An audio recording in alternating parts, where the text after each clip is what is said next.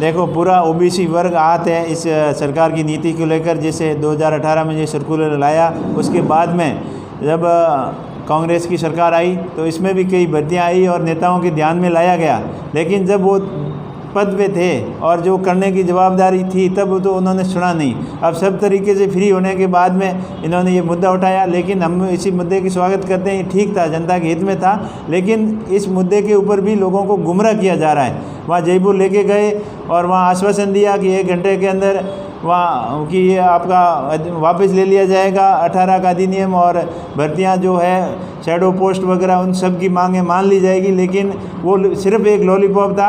अभी उजागर हो रहा है उस धरने के बाद में, अभी 10-15 दिन होने के बाद में भी कोई सख्त उसका निर्देश नहीं आया है और भर्तियाँ पहले पैटर्न पे हो रही है।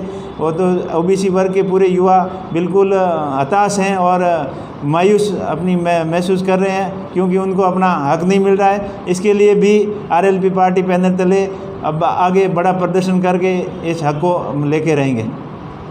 बिल्कुल, इसमें सरकार को तो सबक सिखाएंगे ही भी सिखाएंगे, लेकिन अभी जो युवाओं का जो भर्तियों के अंदर नुकसान हो रहा है पोस्टों का, उसका कैसे कम से कम समय में कैसे समाधान किया जाए, इसके लिए हम प्रयास करेंगे।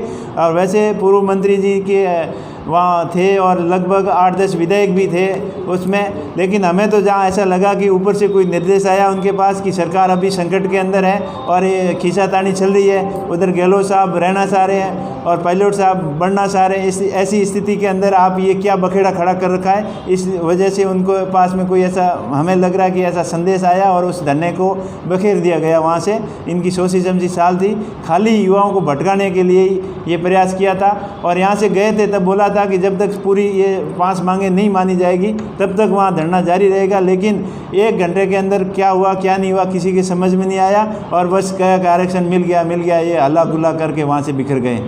तो ये इनके ऊपर भी कोई न कोई ऊपर से दबाव था कि आप इस संकट की परिस्थिति में सरकार है और आप ये बखेड़ा क्यों खड़ा कर रहे हो, इसको बखेरो जल्दी। इसके प्रेशर के अंदर वो आ गए और सबको बखेर दिया और युवाओं को खाली भ्रमित करने की कोशिश कर रहे हैं। युवा जागरूक है, ऐसे भ्रमित होगा नहीं और युवा अपना हक लेके रहेंगे, उनकी मांग जायज़ है। मैं भी गया था उस मीटिंग के अंदर, लेकिन हमें भी कुछ समझ में नहीं आया। हो सकता होगा कि मुख्यमंत्री साहब ने बुलाया या कोई चीफ सेक्रेटरी ने बुलाया, उसमें माननीय कर्नल साहब ने बोला था कि वो बड़े बाबू है, यहाँ बात करने के लिए खुद यहाँ चल के आएंगे, आपको वहाँ जाने की ज़रूरत कहाँ है। फिर भी लोग गए थे, उसमें से मंत्री जी, पूर्व मंत्री जी और 2 लोग 3 लोग वहाँ जाके गए और बंद कमरे के अंदर क्या बात हुई क्या नहीं हुई, बात होती तो सबके सामने होती तो पता चलता कि ये परफेक्ट बात हुई, लेकिन वहाँ सब गोल मोल करके आ गए और युवाओं के साथ में बड़ा धोखा हुआ है। और कांग्रेस सरकार और बीजेपी सरकार दोनों ही ओबीसी के खिलाफ है, ये बर्दाश्त ओबीसी वर्ग नहीं करेगी, अपना हक के लिए संघर्ष जारी रखेंगी। सर, राष्ट्रीय लोकतांत्रिक